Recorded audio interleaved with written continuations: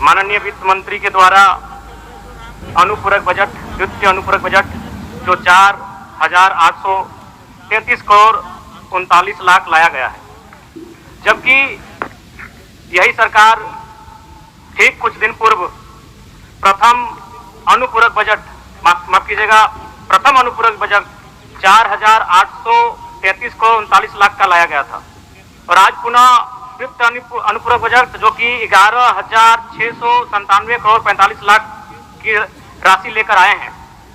तो महोदय, जब पूर्व में हमारे पास जो निर्धारित राशि होती है और उन राशि को अगर हम खर्च नहीं कर पाते हैं तो फिर ऐसे बजट का एक दिशा का होना और राज्य की दिशा का अलग होना, कहीं ना कहीं चरितार्थ को हम लोग उदाहरण के रूप में प्रस्तुत करते हैं।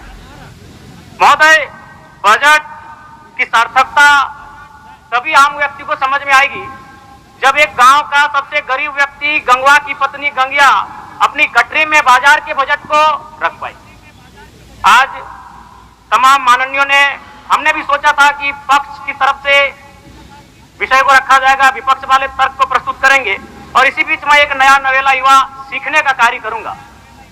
लेकिन मैक्सिमम समय इन्होंने दिशाहीन मुद्दों पे रखा।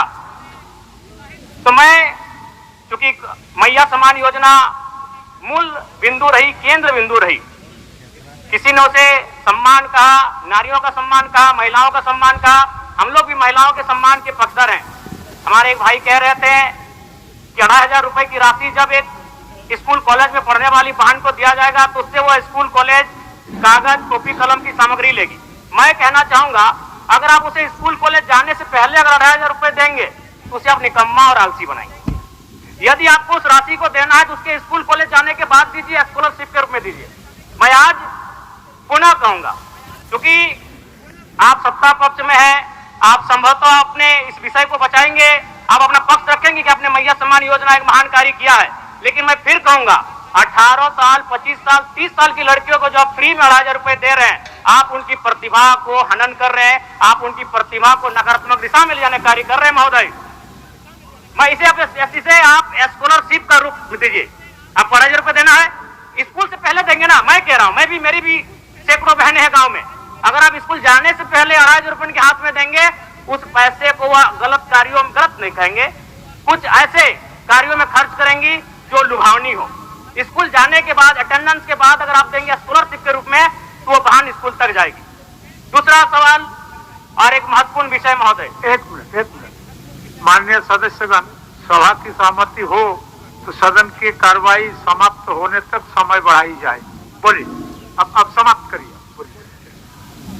महोदय, यदि वास्तव में मैया सम्मान की राशि 2,500 रुपए सम्मान है तो मैं चाहूंगा हम लोग एक सार्थक दिशा में बढ़िया। महोदय, आज जितने भी माननीय हैं उनको बस की सुविधा दी जाए, जितने भी माननीय हैं अपने घर से ट्रेन की सुविधा से सदन आए, जितने भी माननीय हैं वो अपना टीए भत्ता का त्याग करे, जितने भी माननीय हैं यह जांच हो कि उनके बच्चे सरकारी स्कूलों में पढ़ते हैं या गैर सरकारी स्कूलों में पढ़ते हैं, निजी स्कूलों में पढ़ते हैं, इस विषय का भी जांच हो। अगर उसमें अगर कसौटी में उतरते हैं, हम कहेंगे ये मैया सम्मान योजना है, और नहीं तो इसे केवल और केवल जिस सपने के साथ ये राज्य अलग हुआ था वो सपना कहीं ना कहीं अधूरा होगा। महोदय, 2,500 रुपया सम्मान की कसौटी नहीं होगा।